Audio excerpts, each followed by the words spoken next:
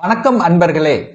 அஸ்ட்ரோசிரி channel வாயிலாக நான் உங்கள் அஸ்ட்ராலஜர் டாக்டர் சதீஷ். மேச ராசி அன்பர்களே, இந்த ஆவணி மாதம் எப்படி இருக்குன்னு பார்க்கும் பொழுது உங்க ராசி அதிபதி என்று சொல்லக்கூடிய செவ்வாய் பகவான் குருவோடு சேர்ந்து உங்களுடைய லக்னம் ராசிக்கு 2ஆம் இடத்துல அமர்ந்திருக்கார். அப்போ குரு செவ்வாய் இணைந்தாலே அது குருமங்கள யோகம், நல்லது. அப்போ உங்க ராசிநாதன் நல்லது செய்வாருங்கிறது அர்த்தம். ஆனா இந்த 9ஆம் தேதி, அதாவது ஆவணி மாதம் 9ஆம் தேதி அல்லது ஆகஸ்ட் மாதம் 25ஆம் தேதி செவ்வாயினுடைய பெயர்ச்சி அமர்கிறது. ஸோ அந்த செவ்வாயை போய் எங்க அமர்ந்திருக்காருன்னா மிதுனம் அணையில். மிதுனம் என்பது புதனுடைய வீடு அல்லவா? அப்போ செவ்வாய்க்கு அது ஒரு பகை வீடாக இருக்கின்ற காரணத்தாலும் உங்க ராசிநாதன் 3இல் மறைகின்ற காரணத்தாலும் அந்த 3ஆம் அதிபதியாக இருக்கக்கூடிய புதன் பகவான் 4ஆம் இடத்துல கடகமனையில் எரிச்சலோடு இருக்கக்கூடிய தன்மையில, அதாவது ஆவணி மாதம் 9ஆம் தேதியிலிருந்து 19ஆம் தேதி வரை பார்த்தீங்கன்னா கொஞ்சம் எரிச்சலோட இருக்கக்கூடிய மனநிலை இருக்கும். என்ன, கொஞ்சம் மன அழுத்தம் இருக்கும், கொஞ்சம் கோபம் ஆக்ரோஷம் தலை தூக்கக்கூடிய தன்மை இருக்கும். அப்போ அந்த காலகட்டம் மட்டும் எதிலையும் நிதானம் பக்குவம் அப்படிங்கிறது ரொம்ப ரொம்ப முக்கியம். கோபம் ஆக்ரோஷம் வரவே கூடாது, எடுத்தெறிந்து பேசக்கூடாது, நிதானமாக செய்யணுங்கிறத மட்டும் ஆழமாக மனதில் பதிய வைத்துக் கொள்ளுங்கள். சரி, தனம் சார்ந்த விஷயங்கள், குடும்பம் எப்படி இருக்குன்னு பார்க்கும் பொழுது உங்களுடைய 2ஆம் இடம் என்று சொல்லக்கூடிய இடத்துல குரு பகவான் உட்கார்ந்திருக்கார். அப்போ தனக்காரகன் குரு 2ஆம் இடத்தில் இருப்பது மேன்மையை தரக்கூடிய அமைப்பு. ஸோ பண விஷயத்தில் உங்களுக்கு பெரிய பாதிப்பை ஒன்றும் கொடுக்க போவதில்லை. அந்த குருங்கிறது உங்க ஜாதகப்படி 9க்குரியவன். ஸோ பாக்கியத்தை கொடுக்கக்கூடியவன் அல்லவா? அப்ப நிச்சயமாக குடும்பம் நன்றாக இருக்க போகிறது, தனமும் நன்றாக இருக்க போகிறது. உங்க வாக்கு பலிதம் என்பது சிறப்பாக இருக்கக்கூடிய தன்மை. ஆனா 2ஆம் அதிபதியாக இருக்கக்கூடிய அந்த சுக்கிரன் போய் 6ஆம் இடத்துல நீசமாக அமரப் போகிறார். அப்போ நீசமாக அமர்ந்த என்ன, கொஞ்சம் வலுக்குறைவுன்னு அர்த்தம். ஆனா நீசமானாலும் அங்கு கேதுவோட இணைந்திருந்து அந்த குருவினுடைய பார்வை பெற்றிருக்கிறதுனால உங்களுக்கு பெரிய பாதிப்பு ஒன்றும் ஏற்படுத்த போவது இல்லை. சரி, உங்களுடைய சுகம் சார்ந்த விஷயங்கள் எப்படி இருக்கும், சுகத்தை பெருக்கிக் கொள்ளக்கூடிய ஆர்வம் இந்த மாதம் எப்படி இருக்குன்னு பார்க்கும் பொழுது, இந்த சுக்கிர பகவான் 6ஆம் இடத்தில் அமர்ந்திருந்தாலும் குருவினுடைய பார்வை பெற்றிருப்பது நல்லது. அப்போ வீடு வண்டி வாகனம் வாங்குவதற்கு ஏதுவாக இருக்கக்கூடிய ஒரு காலகட்டம் அப்படின்னு எடுத்துக்கலாம். சரி, கடன் கிடைக்குமா? கடன் கிடைக்கக்கூடிய அமைப்புகளையும் சந்தர்ப்பங்களையும் ஏற்படுத்தி கொடுக்கும். அதுவும் முக்கியமாக இந்த மாதம் பார்த்தீங்கன்னா 5ஆம் அதிபதி உங்க ஜாதகத்துக்கு உங்க ராசிக்கு யோகத்தை தரக்கூடிய ஒரு கிரகம் சூரிய பகவான். பூர்வ புண்ணியஸ்தானாதிபதி, பஞ்சமஸ்தானத்தின் அதிபதியாக இருக்கக்கூடிய சூரியன் ஆட்சி பலம் பெற்று வலிமையாக இருக்கக்கூடிய ஒரு அற்புதமான ஒரு மாதம் தான் இந்த மாதம். ஸோ அவர் ஆட்சி பலம் பெற்று வலிமையாக இருந்து 11ஆம் இடமான லாபஸ்தானத்தை பார்ப்பது நல்ல ஒரு விஷயம். அப்ப என்ன, பூர்வ புண்ணியஸ்தானங்கள் பலப்பட போகிறது, தந்தை சார்ந்த விஷயங்கள் நல்லவாக இருக்க போகிறது, ஒரு வெளிச்சம் உங்களுக்கு கிடைக்க போகிறதுன்னு சொல்லலாம். அப்போ பெரிய மனிதர்களினுடைய தொடர்பு ஆதரவு நல்லா இருக்க போகிறது. அரசாங்கத்தின் ஆதரவு இருக்கு. அரசு சார்ந்த விஷயத்தில் அனுகூலத்தை கொடுக்கக்கூடிய தன்மை, அரசியல் சார்ந்த விஷயத்தில் இருக்கக்கூடியவர்களுக்கு முன்னுரிமை கிடைக்கக்கூடிய ஒரு பதவி, ஒரு புகழ் கிடைக்கக்கூடிய அமைப்புகள் நன்றாக இருக்கிறது. 5ஆம் இடம் என்பது என்ன, பதவியை குறிக்கக்கூடிய இடம். அப்போ பதவி கிடைப்பதற்கான சந்தர்ப்ப சூழ்நிலைகளை உருவாக்கும். அதை நீங்கள் கெட்டியாக பிடித்துக் கொள்ளலாம் அப்படின்னு சொல்லலாம். அதே சமயத்தில் குழந்தைகளினுடைய நலன்கள் சார்ந்த விஷயங்கள் திருப்திகரமாக இருக்கும். 5ஆம் அதிபதி 5ஆம் இடத்திலேயே ஆட்சி பலம் பெற்று இருந்தால் வலிமை தான் அல்லவா? அது 5ஆம் இடம் என்பது குழந்தை ஸ்தானம் அல்லவா? அப்ப குரு பகவானும் குடும்பஸ்தலத்தில் இருக்கார் அல்லவா? அப்போ ஒரு குடும்பத்தில் ஒரு குழந்தைகளை இணைத்துக் கொள்ளக்கூடிய அல்லது ஒரு உறவுகளை இணைத்துக் கொள்ளக்கூடிய நிகழ்வு என்பது நன்றாகவே இருக்கிறது. அப்போ பூர்வீகம் சார்ந்த விஷயத்தில் தந்தையின் மூலமாக ஏதாவது ஒரு நல்லது நடக்கணும் அப்படின்னு நினைச்சீங்கன்னா இந்த காலகட்டம் நீங்கள் யூஸ் பண்ணிக்கலாம்.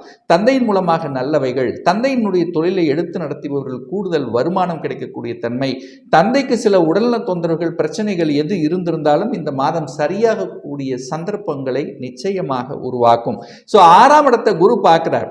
6ஆம் இடத்தை குரு பார்த்தாலே என்ன, சுப கடன்களை உருவாக்கி கொள்ளலாம் அப்படிங்கிறது அர்த்தம்.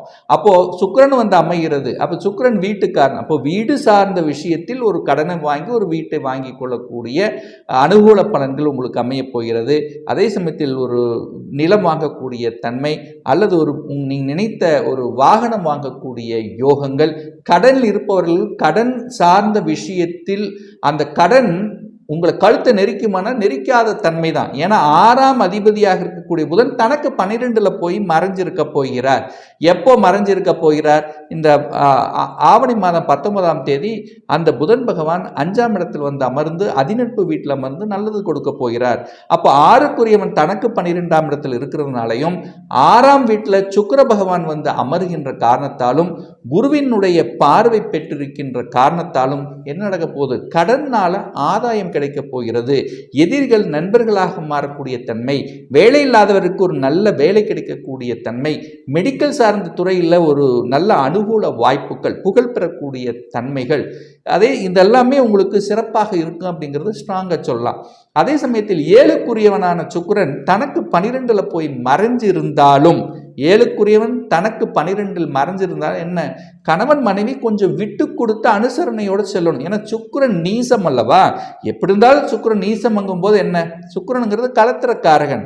கணவனாக இருந்த மனைவி, மனைவியாக இருந்தால் கணவனை குறிக்கக்கூடிய ஒரு கிரகம் அல்லவா. அப்போ என்ன, கொஞ்சம் விட்டு கொடுத்து அனுசரணையோடு செல்லணும் அப்படிங்கிறது அமைப்பு. அது 6ஆம் இடத்தில் இருக்கிறதுனால உடல்நலம் சார்ந்த விஷயத்தில் கொஞ்சம் கண்ணும் கருத்துமாக இருந்து கொள்வது அதுவும் மேன்மையை தரக்கூடிய அமைப்பு. 8ஆம் இடத்தை அந்த குரு பார்க்கிறார். அப்போ 8ஆம் இடத்தை குரு பார்க்கும்போது என்ன நடக்கும் உங்களுக்கு? 8ஆம் இடம் சுபத்துவமாக போகிறது, 8ஆம் இடம் வலுப்பெறப் போகிறது. அப்போ 8ஆம் இடம் என்ன, ஒரு தூரதேசம் வெளியில் செல்லக்கூடிய அமைப்பு. அதாவது உங்களுடைய ஊரிலிருந்து, உங்களுடைய டிஸ்ட்ரிக்டிலிருந்து நீங்கள் வெளியில் செல்லக்கூடிய வாய்ப்புகள், சந்தர்ப்பங்கள், வெளிநாட்டு தொடர்புகளை கொடுக்கக்கூடிய அமைப்புகளை உருவாக்கும். அந்நிய மதத்தினர் மூலமாக அனுகூலங்கள் கிடைக்கக்கூடிய தன்மை, டிராவல் செய்யக்கூடிய தன்மை, சில வகையான அதாவது திடீர் அதிர்ஷ்டங்கள். 8ஆம் இடம் என்பது ஒரு வலி வேதனையை சொல்லக்கூடிய இடம் என்று சொன்னாலும் திடீர் அதிர்ஷ்டத்தை கொடுக்கக்கூடிய இடமும் அந்த 8ஆம் இடம். அப்போது திடீர் அதிர்ஷ்ட வாய்ப்புகள் எப்படி வேணால் வரலாம். வேலையை ட்ரை பண்ணிகிட்டே இருக்குன்னா திடீர்னு வேலை கிடைக்கலாம், ஒரு திடீர் ப்ரமோஷன் கிடைக்கலாம், நினைத்த இடத்துக்கு போகக்கூடிய அதாவது இடமாற்றம் செய்யக்கூடிய வாய்ப்புகள் உங்களுக்கு கிடைக்கலாம். ஷேர் மார்க்கெட்டில் திடீர் அதிர்ஷ்டம் கிடைக்கலாம், பணவரவு கிடைக்கலாம், கொடுத்த பணம் திரும்பி வரக்கூடிய வாய்ப்புகள், சந்தர்ப்பங்கள். ஸோ இதெல்லாமே உங்களுக்கு சிறப்பாக இருக்குது. பாக்யாதிபதி உங்களுடைய தனஸ்தானத்தில் இருக்கிறதுனால ஒரு நல்ல பாக்கியம் கிடைக்கக்கூடிய வாய்ப்புகள் உருவாக்கும். ஸோ என்ன பாக்கியத்தை நீங்கள் எதிர்பார்த்து காத்து கொண்டிருக்கிறீர்களோ, ஒரு தொழில் செய்யணும் அப்படிங்கிற எண்ணங்கள் உருவாகும். இந்த மேசராசி என்பவர்களுக்கு கணவன் மனைவியாக இருந்தால் 2 பேருமே சேர்ந்து ஒரு தொழிலை ஆரம்பிக்கலாமா அப்படிங்கிற அந்த எண்ணப்பாடுங்கிறது இந்த மாதம் அதிகமாக இருக்கக்கூடிய வாய்ப்புகள். 10ஆம் இடத்தை குரு பார்க்கறதுனால என்ன, தொழிலில் மாற்றம். எந்த மாற்றம் வந்தாலும் அது நல்ல மாற்றமாக அமையும். அதை நீங்கள் ஏற்றுக்கொள்வது சிறப்பு அப்படின்னு சொல்ல. ஒரு சிலருக்கு 10ஆம் இடம் என்பது பதவி, பட்டம் கொடுக்கக்கூடிய இடம் அல்லவா. அந்த இடத்தை குரு பார்க்கின்ற காரணத்தாலும் அந்த 10க்கு காரகன் என்று சொல்லக்கூடிய, அதாவது தொழில் காரகன் என்று சொல்லக்கூடிய சூரியன் ஆட்சி பலம் பெற்று வலிமையாக இருக்கிறதுனால ஒரு சிலருக்கு தலைமை பண்பு கிடைக்கக்கூடிய தன்மை, ஆளுமை கொடுக்கக்கூடிய தன்மை, அதிகாரத்தை செலுத்தக்கூடிய தன்மை, இதெல்லாமே உங்களுக்கு சிறப்பாக இருக்கிறது. 11ஆம் இடத்தில் சனி பகவான் அமர்ந்து கொண்டு வக்ர நிலையில் இருக்கிறார். இதுவரைக்கும் ஒரு பெரிய லாபத்தை நான் எதிர்பார்க்கல, தொழில் செய்கிற, வேலை செய்கிற, பட் அதுக்குண்டான ஒரு தன்மை தான் நமக்கு கிடைச்சிருக்குன்னா இந்த மாதம் உங்களுடைய உழைப்பால், உங்களுடைய திறமையால், உங்களுடைய முயற்சியால் நல்லது நடக்கக்கூடிய நல்ல ஒரு அனுகூலமிக்க ஒரு மாதமாக ஆவணி மாதம் அமைகிறது. ஒரு சிலருக்கு திருமணம் செய்யக்கூடிய வாய்ப்புகள், சந்தர்ப்பங்களை உருவாக்கும். திருமணமே நடக்காது, திருமணமே அமையல, எத்தனையோ வரன்களை பார்த்தேன், தட்டுக்கழித்தே போய்கொண்டிருந்தது. ஸோ இந்த மாதிரி இருக்கக்கூடிய மேசராசி அன்பர்களுக்கு திடீர் திருமண வாய்ப்புகள் கைகூடக்கூடிய தன்மை. ராகுங்கிறது 12ஆம் இடத்தில் இருக்கார். வெளிநாட்டுக்கு காரகன் என்று சொல்லக்கூடிய ராகு 12ஆம் இடத்தில் இருக்கிறதுனால, 12ஆம் இடம் என்பது வெளிநாட்டை தொடர்பை கொடுக்கக்கூடியதுனால ஏற்றுமதி இறக்குமதி சார்ந்த துறையில் இருக்கும். அந்நிய மதத்தினுடைய தொடர்புகள், புதிய நண்பர்கள், அதாவது அதர் காஸ்டில் இருக்கக்கூடிய புதிய நண்பர்கள் உங்களுக்கு தொடர்பை ஏற்படுத்தக்கூடிய தன்மைகள், ஸோ இது எல்லாமே உங்களுக்கு சிறப்பாக இருக்கிறதுன்னு சொல்லலாம். ஸோ இந்த மாதம் எந்த தெய்வ வழிபாடு நல்லது அப்படின்னு பார்க்கும் பொழுது, இந்த ஆவணி மாதம் 11ஆம் தேதி, அதாவது ஆகஸ்ட் மாதம் 27ஆம் தேதி என்று, அதாவது செவ்வாய்க்கிழமை என்று சனி ஜெயந்தி நடக்க இருக்கிறது. அதாவது சனி ஜெயந்தினா சனி பகவானுடைய பிறந்த நாள் வருகிறது. ஸோ அன்றைய தினம் பார்த்தீங்கன்னா, இந்த மேசராசியில் பிறந்தவர்கள் யாருக்கெல்லாம் சனி திசை அல்லது சனி புத்தி நடந்து கொண்டிருக்கிறதோ, அல்லது தொழிலுக்காக யாரெல்லாம் கஷ்டப்பட்டு கொண்டிருக்கிறீர்களோ, அவர்கள் அன்றைக்கு சனி பகவானை சென்று வழிபடுவது, ஆஞ்சநேய பகவானை வழிபடுவது அனைத்து விதத்திலும் மேன்மையை உங்களுக்கு ஏற்படுத்தி கொடுக்கும். அதே போல இந்த ஆவணி மாதம் 20ஆம் தேதி, அதாவது செப்டம்பர் மாதம் 5ஆம் தேதி என்று வியாழக்கிழமை என்று செவ்வாய் பகவானுடைய ஜெயந்தி, அதாவது செவ்வாய் பகவானுடைய பிறந்த நாள் வருகிறது. அதாவது உங்கள் ராசி அதிபதியான அந்த முருகப்பெருமானுடைய பிறந்த நாள் வரும்போது, ஸோ அன்றைய தினம் சென்று நீங்கள் வழிபடும் போது நிச்சயமாக நீங்கள் மனதில் ஏதாவது ஒரு குறை இருக்கிறது, ஒரு உடல்நலத்தில் ஒரு பிரச்சனை இருக்கிறது, அல்லது நிலம் சார்ந்த விஷயத்தில் பிரச்சனை இருக்கிறது, சகோதர வகையில் பிரச்சனை இருக்குது, ஸோ இந்த மாதிரியான ஒரு எண்ணோட்டத்தில் இருக்கிறவங்களுக்கு அன்றைய தினம் வழிபடுவது மிகவும் நல்லதுங்கிறதை புரிந்து கொள்ளுங்கள். அதே போல ஆவணி மாதம் 30ஆம் தேதி என்று குரு ஜெயந்தி நடக்க இருக்கிறது. அதாவது குரு பகவானுடைய பிறந்த நாள், அதாவது செப்டம்பர் மாதம் 15ஆம் தேதி ஞாயிற்றுக்கிழமை வருகிறது.